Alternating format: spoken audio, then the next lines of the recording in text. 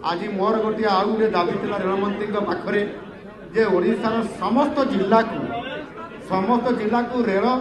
Touch कर सबू जिला को रेल करूँ ताहा आज पूरण हो 97,000 कोटी टंकार प्रकल्पर काम तो निश्चित भाव में आगे चली जहाँकि एक ऐतिहासिक एवं जदि आम आवरेज देखा तेल भारत वर्षर आज दिन में सबुठ अधिक अनुपात आम अधिक अर्थ ओडिशा आनीपार्टी ये हूँ आमर डबल इंजिन सरकार ओडिशा कम तेणु निश्चित भाव में आज मोर गोटे आउ गोटे दाबी था रेलमंत्री पाखे जे ओडिशार समस्त जिला को रेल टच कर सबू जिला को रेल प्रवेश कर आम सबू जिलार लोक मैंने उपकृत हे पाखापाखि बड़ कथा जे ये 2 वर्ष भितर अनेक जिला को टच करने आज ये प्रोजेक्ट गुड़िक अनुमोदन रेलमंत्री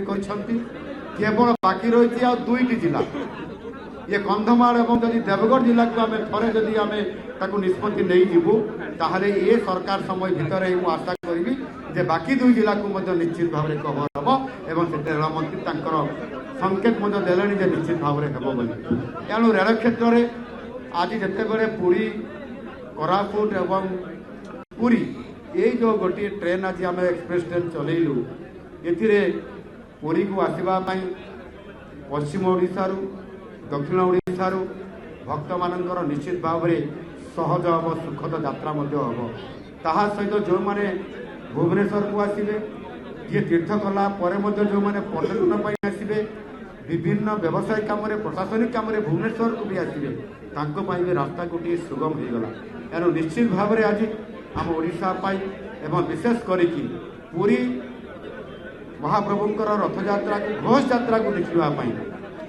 जो भाव में आज आम समस्त प्रकार व्यवस्था आज करुँ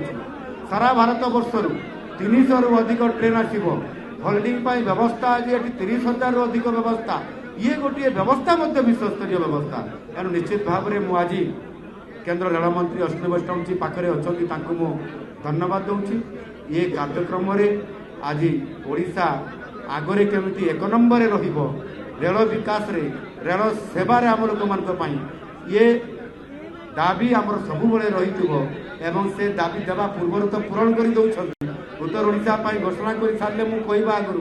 निश्चित भाव में बहुत बहुत धन्यवाद।